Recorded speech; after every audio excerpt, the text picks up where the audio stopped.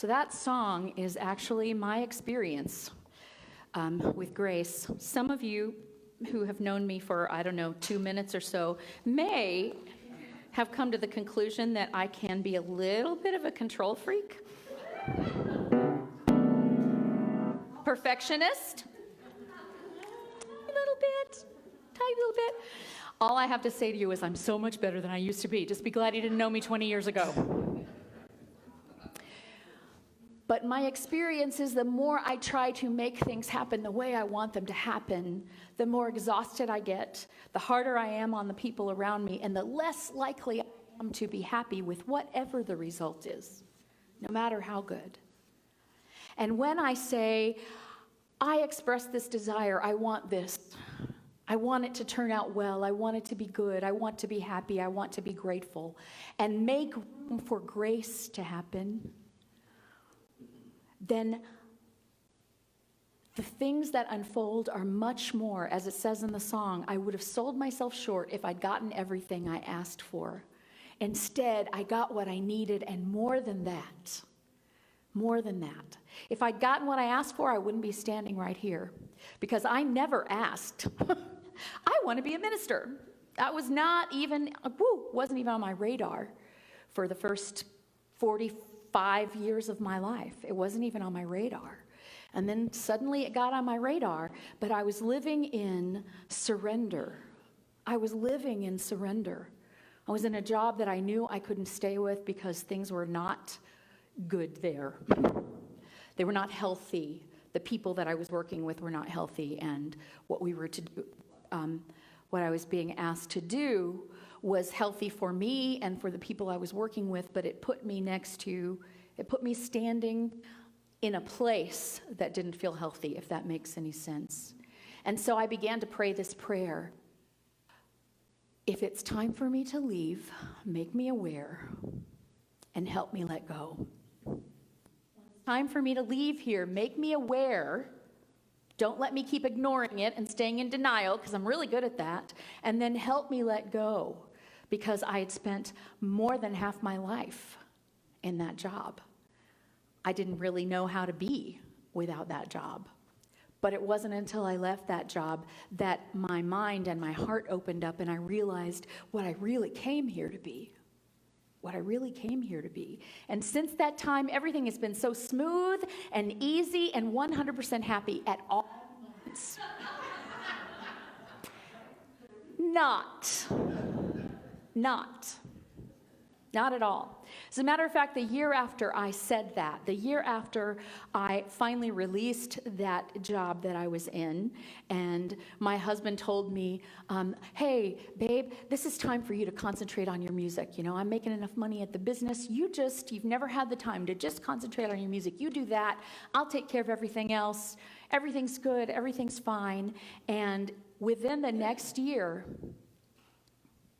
I lost my best friend suddenly to death, my musical partner of almost 20 years. I lost my dad.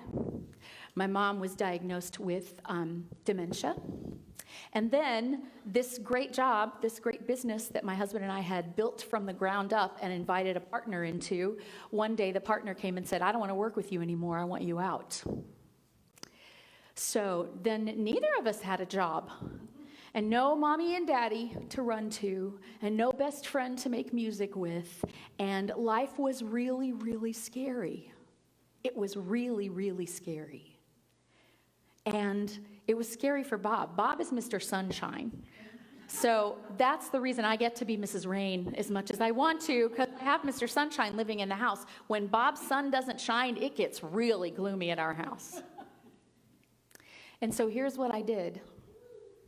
I got up early every morning and I read spiritual books and I wrote a gratitude list every single day for about a year and a half. Every single day. And when I finished with my gratitude list, I'd write little post-it notes to him to tell him how grateful I was for him for little things and to encourage him. And I stuck him in his truck and I stuck him on his mirror. And we made it through that year, and we are happier, more prosperous, have a more open and beautiful relationship with one another and with life than we had ever had back when we thought we were secure. When I had a good job and he had a good job and everything was fine. And we could go home for Thanksgiving to mom and dad's house, who I had worked out a truce with so that I could spend 24 hours with them happily. Not 25, but 24. That was the cutoff that we had decided worked for me before I started acting really weird and flipping out. So things felt secure. And they had to all be pried from my fingers pretty much. I did, however, with my job, say, I surrender. I realize there's more. And when the business went out, that's what we said every day. Okay, God has a plan. We don't know what it is. We thought it was this plan. We liked this plan pretty well. It was going good, but this is apparently not the plan anymore. And we don't know what the plan is. So once I know what the plan is, I can just, Katie bar the door. I'm right into it. But when I don't know what the plan is, I have to trust. Imagine that. Trust. And so that's what I wanted to talk to you about today. In the idea of gratitude, there's also the necessity, I believe, of making space in your life for unexpected things to come in and grace you. That's what I call grace. And to be grateful the whole time, even when you don't see the ending yet. It's hard to do, but it's life-changing. And even today, if I have a bad day, if I get up in the morning and think, oh no, I know to start being grateful. To sit down with a pen and paper and make a gratitude list, or just sit down on the edge of my bed and start thanking God for all the good in my life until things turn around, because they do every time. Maybe things in the world don't turn around, but I turn around. And then I'm open to the gifts that there are. So I want to talk to you today about grace, about allowing grace, about allowing yourself to receive abundant life. And part of that means surrendering what you think of as abundant life, because what you think of may not be all the abundance that God has in store for you. So, what I know absolutely beyond a doubt at this point in my life is that Spirit, God, unconditional love, divine love is giving all the time. That's the very nature of love, is it's constantly creating, it's constantly creative. And so if I'm not receiving, guess where the problem is? We set up roadblocks. We set up roadblocks to receiving our good. I see it all the time. I see it in myself. I see it in others. And here are some practices. This isn't all of them, but some practices that I know can help. And I think one of the roadblocks to receiving, and I don't mean just like in some nebulous way, okay, universe, let me receive, but in receiving from all of it, because guess what? Every person in your life is God with skin on.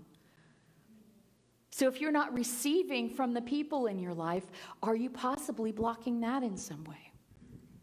I know for me, I was brought up to believe that it is better to give than to receive.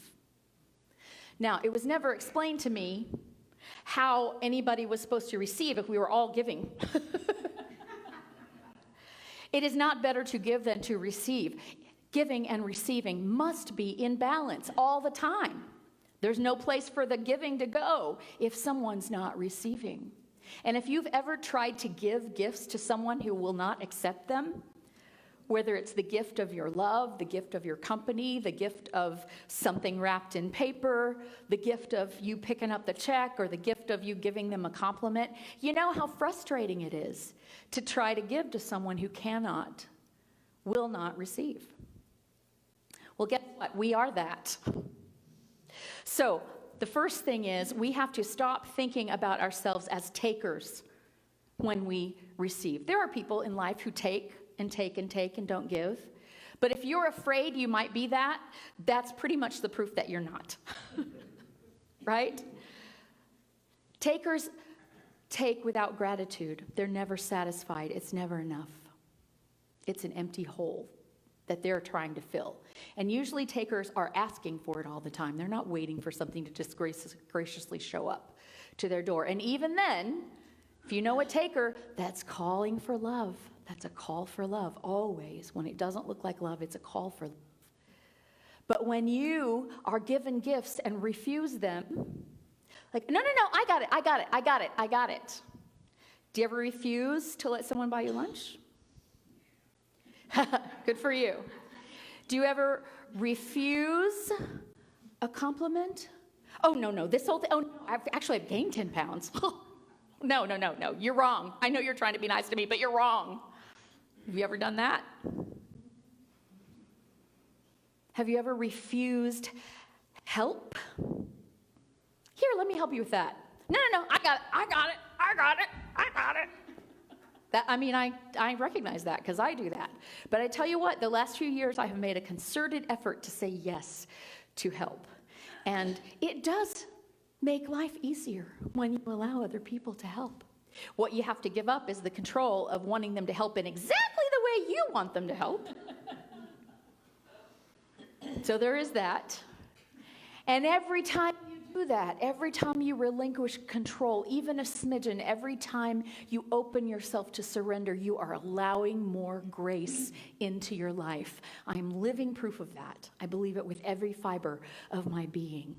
So, first of all, I want you to pay attention to how it feels when you receive and when you give. When someone tries to give you something, if you're uncomfortable with receiving it, whether it be a compliment or help or a gift of some other kind, I'm going to ask you to do it differently, even if you absolutely disagree with them. You can say, thank you, and then breathe. At least one deep breath. Thank you. Be surprised how hard it is to let people say nice things to you sometimes, especially when you're not feeling so great about yourself, which is why the breath keeps you from arguing and gives you a moment to actually take it in and allow yourself to feel it. And I want you to pay attention to that and the gratitude that you feel, or the embarrassment that you feel, or the shame that you feel, because sometimes people give to us and it activates our shame. Somebody in our life told us we weren't worthy of receiving. Well, that breath is a moment for you to remind yourself that that was a lie. It was never true, and it's not true now. You're worthy of receiving every good thing. And so today, you start practicing going, thank you. And then another breath. This is driving me crazy. Okay. So that is sort of these two blocks. I call them roadblocks to receiving. The feeling that you're not worthy, or that you might want to take too much. You're too needy. Those are kind of mixed in with each other. Just when the thought comes up, tell it to go away, take a deep breath, and allow in whatever good there is. Because it takes both. You can be a receiver and also a giver. As a matter of fact, the more you receive, the more you're able to give. A Course in Miracles says to give is how to recognize that we have received. Any moment that you've given something, that means you had something to give. In Viktor Frankl's book, Man's Search for Meaning, he talks about he lived in a concentration camp. He lost every member of his family. And many people, most of the people he was in the camp with didn't survive, but he did survive. And he was a trained psychologist, and he took notes in his head about who survived and who didn't. And what he noticed is that the people who survived were the people who were able to hold on to what made them feel human, which was the ability to give and to feel gratitude, and to receive and to feel gratitude. So, in other words, the people who only had half a crumb, if they gave half of their half to someone else, they retained their humanity. If someone gave them half of their half of a crumb, they took it with gratitude. This is how we retain that human part of us that is the divine living through us. And so we pay attention to how it feels when we give and when we receive, and we adjust accordingly. We give graciously. If you're giving out of an empty well, if you're giving because you feel obligated to give, because someone's manipulated you into it, because you don't really want to and you're tired of it, but you're just doing it anyway because it's your habit, then I invite you to feel what that feels like and adjust accordingly. When we give from a place that is not a free gift from our hearts, then we are keeping score. Whether we're aware of it or not, we're keeping score. Keeping score is not a good way to live life. It doesn't make you feel good. It's hard to ever feel that the score is even. But when you give from a place that you know, hey, I got plenty to give here. And when we receive from a place of, hey, I accept all good. I accept all good. I was put on this earth to accept the good of God, which may be coming through you or through a paycheck or through a job or through a person on the street or through the sun in the sky or for me through a cool day. Thank you. A day of not sweating. Yay! My favorite kind of day. Then you say thank you and you feel what that feels like, and then you become aware of how life is in balance when we allow it to be.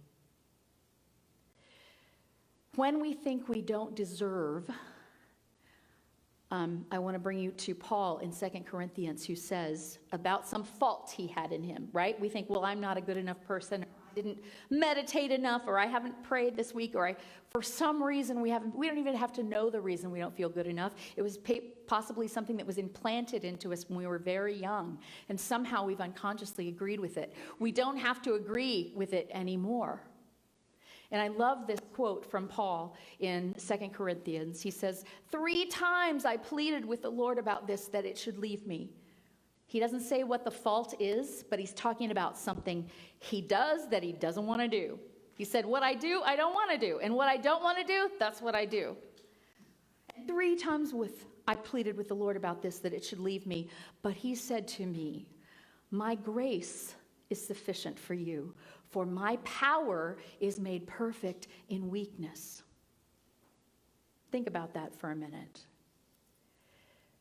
When we surrender, when we don't have the answers, when we aren't pushing our agenda, that's when Divine Spirit has the space to give us the grace to then know what to do what is ours to do. When we think we have all the answers, we are limiting grace.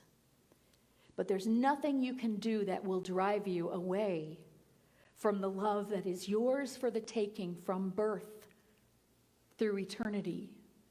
Nothing you can do that can drive it away except your own thoughts saying, I can't take it, I don't want it. And so the response that Paul got from God was, hey, don't worry about it. This is where I shine. The places where you let down your guard a little bit, that's where I come in and shine. My power is made perfect in what you consider your weakness. It's actually a gift. So we have to love ourselves enough to know that we deserve good things. And that is a lifetime lesson. And I'm just giving you a few pointers today on how to look at that. But I will tell you, I had 2 grandmothers, as many of us do, my maternal grandmother and my paternal grandmother. And I had the gift at the time that both of them died. They weren't both dying at once. They were about 4 years apart. But in the year leading up to the death of each one of them, I was teaching school. And so I had the summers and holidays off. And so I was my grandmother's caregiver all summer long, and then a lot of times during the holidays and so forth. And my paternal grandmother was not a nice person. She used to make up Bible verses to try to keep us in line. Like, I was thinking this morning, left my bathroom this giant mess. Everything was just sort of thrown down because I suddenly realized I was late and ran out the door and didn't pick anything up. My grandmother once made up a Bible verse about how, I don't remember exactly how it went, but the basis of it was that I am a sinner if I go out of the house looking good when my wet towel is on the bathroom floor. I believed it for a while. I had to actually read through the whole Bible to figure out all the stuff that she said that wasn't actually in there. But she was a troubled person, and she had no trouble receiving. She had a little trouble giving. she had no trouble receiving. And actually, for me to take care of her at the end of her life was so easy because she didn't question anything that I had to do for her. She didn't consider anything beneath her or beneath me. Whatever needed to be done, I just did, and she allowed it. And it was wonderful. Now, my maternal grandmother was the kind of person who always wanted to do something for you. That was her whole life, is giving to people. Let me cook you something to eat. It didn't matter if you said, I just ate a big steak dinner. She would say, can I cook you a hamburger? There's some fried chicken in the refrigerator. I got some ice cream. Can I make you a pie? She would not sit down and let you enjoy her company. She had to be doing something for you. And that made her a pretty great grandmother when you're a kid. It's like, oh, yeah, I'll take some ice cream. But when I was taking care of her, it was hellish. Every single thing that I had to do for her. Every time I changed her bed. Every time I had to help her toilet. Every time I had to bathe her. Every time I did anything for her, prepared a meal for her, she fought against it. She said, no, no, no, please don't. And said over and over again, I wish I could just die. I wish I could just die. I wish I could just die. It was a horrible experience in many ways, but it taught me so much. Having come after it did, just 2 years after my other grandmother had died, it was like, oh, I get it. You have to be able to receive when it's time to receive, and that is a gift that you give others. You know how good it feels to give? Don't deprive the people in your life from having that experience by refusing to accept what it is they're here to give you. Open to grace. Make room. Open up a space and let it in. And here's another way to make space in your life. And this is a big one.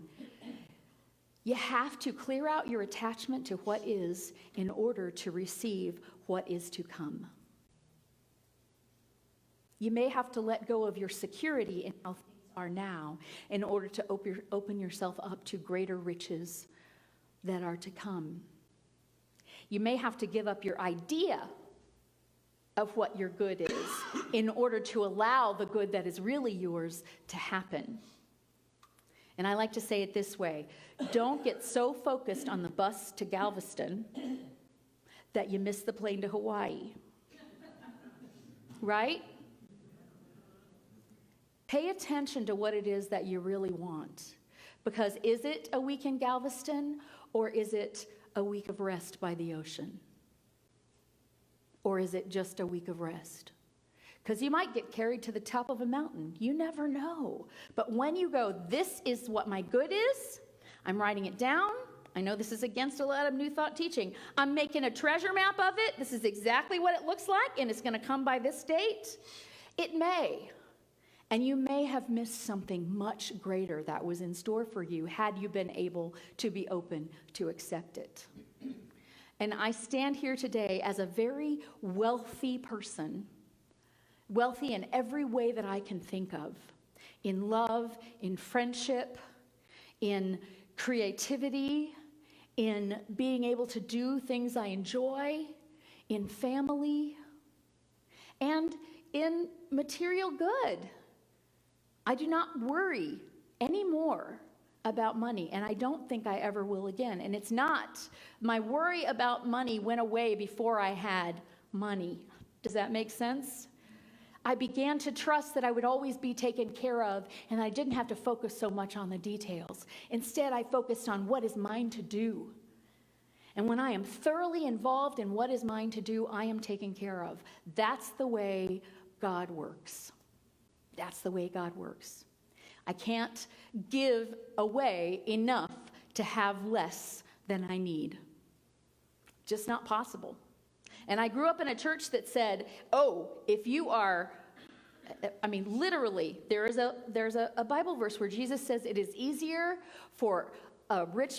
harder for a rich man to get into heaven than it is for a camel to get through the eye of a needle. I remember as a kid thinking, well, it would take a long time, but if you cut the camel up into tiny strips, you might eventually be able to do that. But what that did is it brought me up with an idea that it is shameful to have material good. And there was a guy in our church who was very rich. He had this string of car dealerships, and he was criticized by people for being rich. And he was like, I don't know what to tell you. He said, God keeps shoveling it in, I keep shoveling it out, but God's got a bigger shovel than I do. And I like that. Your shovel will never be bigger than God's shovel. And so one of the ways to release the way you think it has to be, to release your attachment to the way things are, is to simply start to give freely. And tithing is one way to do that. Tithing means 1/10. That's traditional in a lot of spiritual traditions. In Islam, it actually, instead of 1/10 of your income, you give 1/10 of your total good every year. So not just what you earned this year, but everything that you have in the bank, in land, in property, in everything. 10% once a year, you give all of that away. And it's just, to me, and the way it's been explained to me and the way it makes a lot of sense is that this is just, the actual money itself or goods itself, or do I do it from gross or from net or from my whole or from my income or whatever, that's all details. The point is that we say in a meaningful way, I am not looking to my paycheck or my boss or my job or my whatever for my good. I am looking to God as my source. My only source. My only source is this presence of divine love that created everything and that lives through everything always, forever. And that divine love may manifest through a paycheck, or a job, or all kinds of unexpected things happen, I have found. When you start allowing God to do God's work and just focus on yours, what am I here to do? What's my purpose today? And then I leave the rest to God. You couldn't come up with this stuff. Ask me after. I'll tell you some stories. You couldn't come up with this stuff. The most astonishing one was the first month that I started tithing, my ex-husband sent a check for $100. Never before. Think I'm joking. Never before, never after that time. I don't know where it came from. He was supposed to be paying me child support all the time, but he never did. 1 month, I got a check in the mail. I was like, okay, God, you knew what it would be what it would take to convince me that this is divine. And it never happened again. It was just out of the blue. He lived several states away. He was supposed to be paying me 20% of his income for I don't know how many years until I got married again. And 1 month, I got one check for $100. Okay, God, I'm listening. I hear. May not sound weird to you, but it was the weirdest way I could think of for money to come in at the time. So I have to start giving up my attachment to things. And if I want something, it's okay to say what my desire is, because I believe that God puts the desires on our hearts. And I love this story. I may have told it before, but it's just so demonstrative. I wanted a dining room table that would fit my family at Thanksgiving around it, instead of setting up 3 card tables in 3 different rooms. And so I ordered this dining room table that had 3 leaves, and it could get really, really big. And the day before it was to be delivered, I got an email that said, we're delivering your table tomorrow, and you must remove your old table and all the chairs and clear a path from the front door to where you want the table.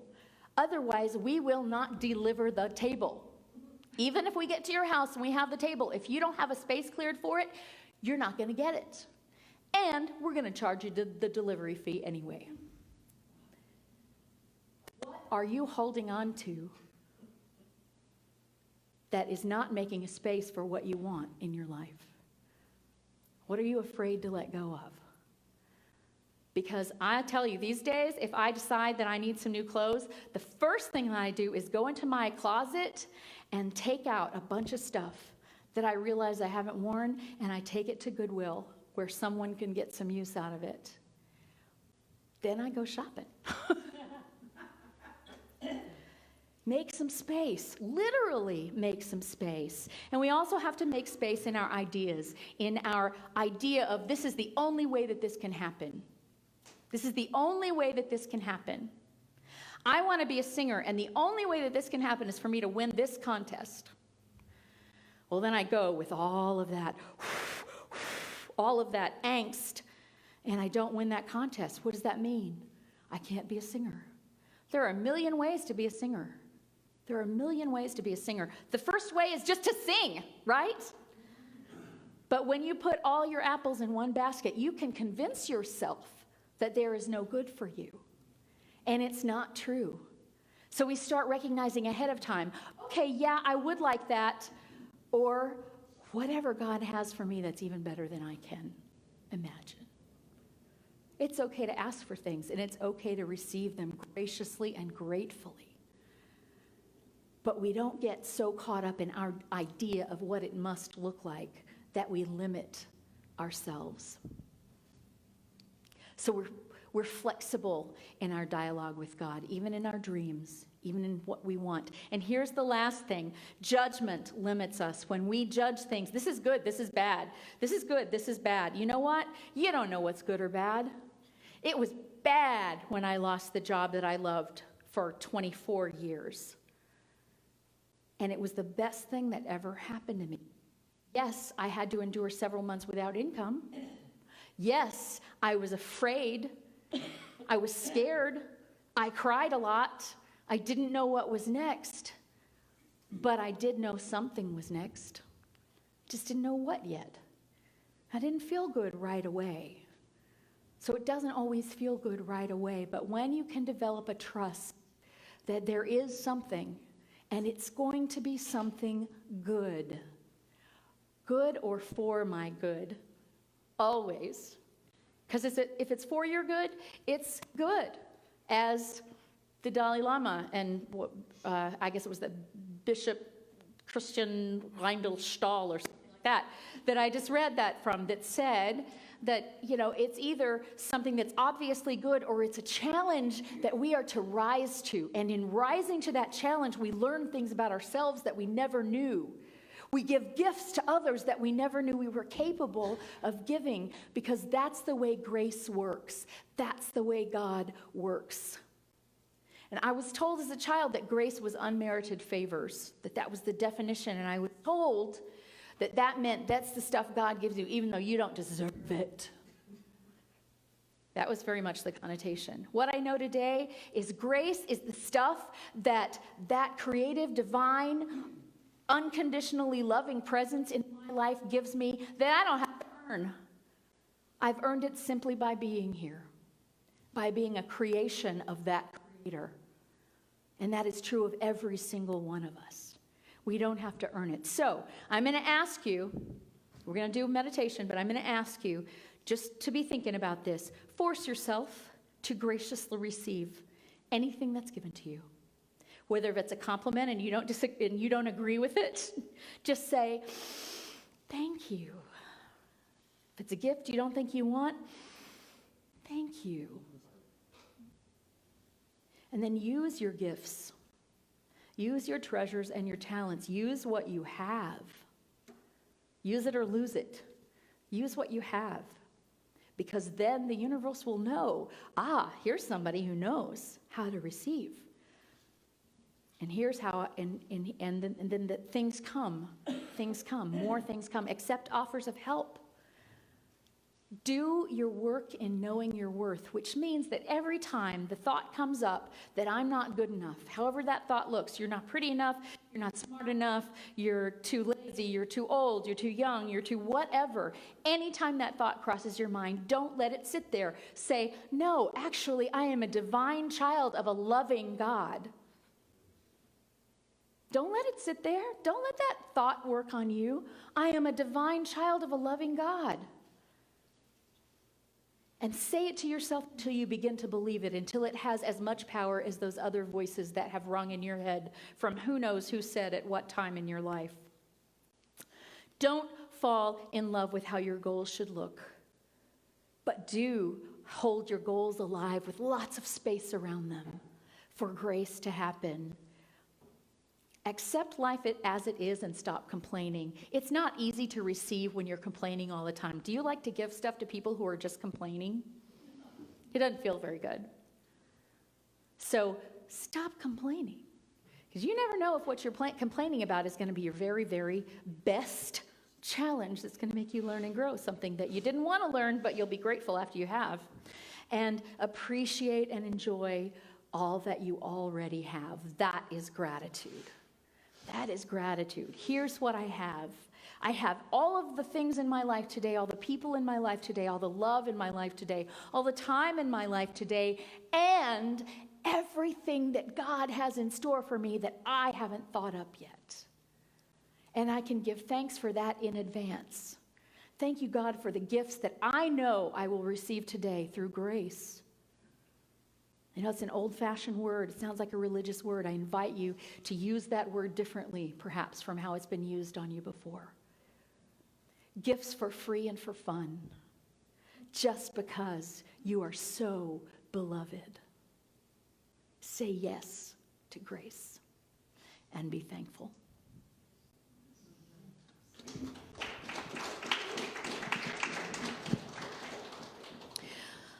So, we're going to do a quick meditation. If you would just sort of settle in your seats, make your body as comfortable as possible, and receive this free gift of oxygen given to you constantly, whether you think about it or not, whether you're grateful or not, whether you ask for it or not. Here it is, this air filling your lungs, keeping your body working. And for a moment, thank the trees and the green things all around you that allow this oxygen, that allow you to breathe in, breathe out carbon dioxide and breathe oxygen back in, because there is something breathing carbon dioxide and breathing out oxygen. Is that an accident? That is grace. Thank you. Thank you, God. Thank you, trees. Thank you, universe. Thank you, divine intelligence that makes giving and receiving so beautifully in balance in nature.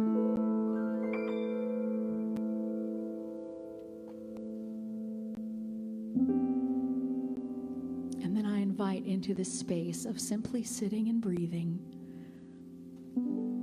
and being grateful. I invite you to think of something or someone, some relationship, something in your life for which you are extremely grateful, that you can't imagine your life without. Hold it in your heart, hold it in your mind, breathe into it, and say, thank you. Thank you, thank you, thank you, thank you.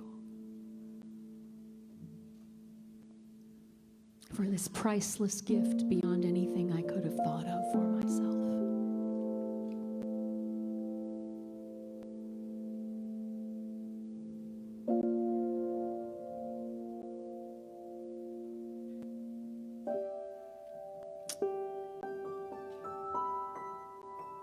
And when you feel all filled up with gratitude, I invite you to think of something in your life that feels like a challenge. That feels like I don't want to have to. I don't want to.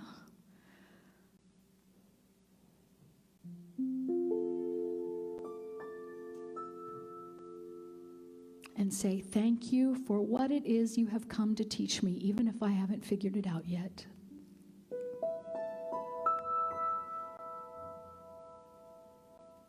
Breathe into that thank you.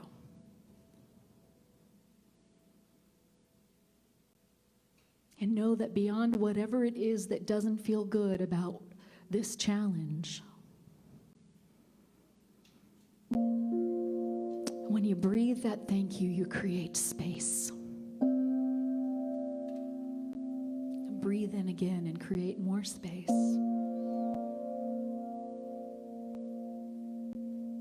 And again, breathe in and create more space.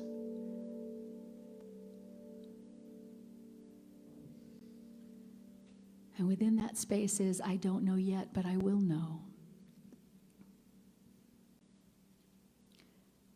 I don't want to, but if it's mine to do, I will learn how and be stronger for it.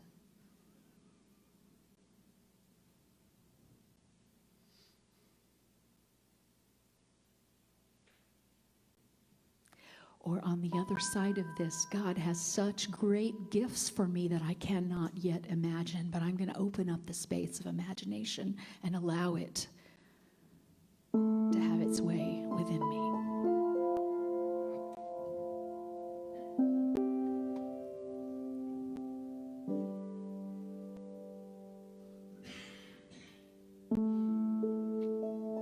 And know that everything comes to pass.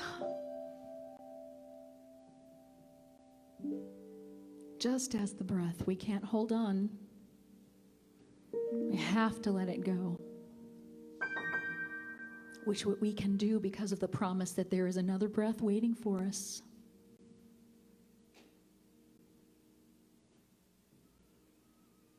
Whatever material good is in your life now has come to pass, and it will pass. But there is more good waiting, coming in even as you release.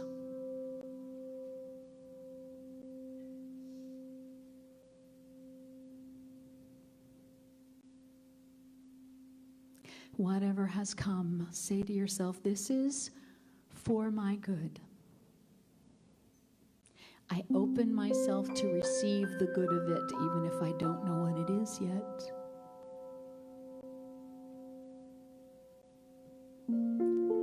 And more, I open myself up to the new life beyond whatever this is.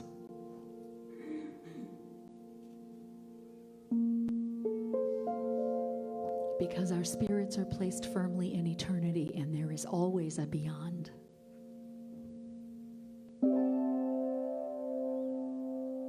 And because we were born in love, created by love, because this presence of divine love is the truth of us and this universe and everything around us, we are assured that whatever is on the other side is also love.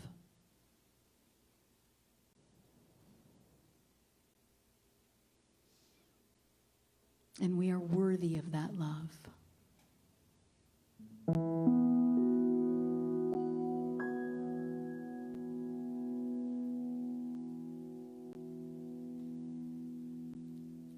And repeat silently with me the words to this song. Come to me, I am ready to receive. Come to me, I am ready to receive.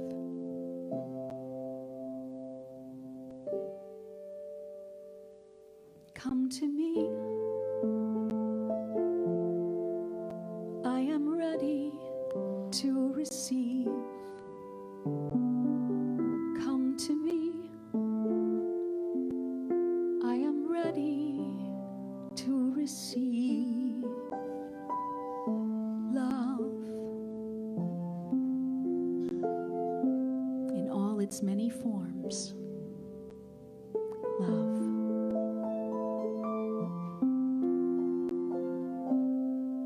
The answer to every question, love.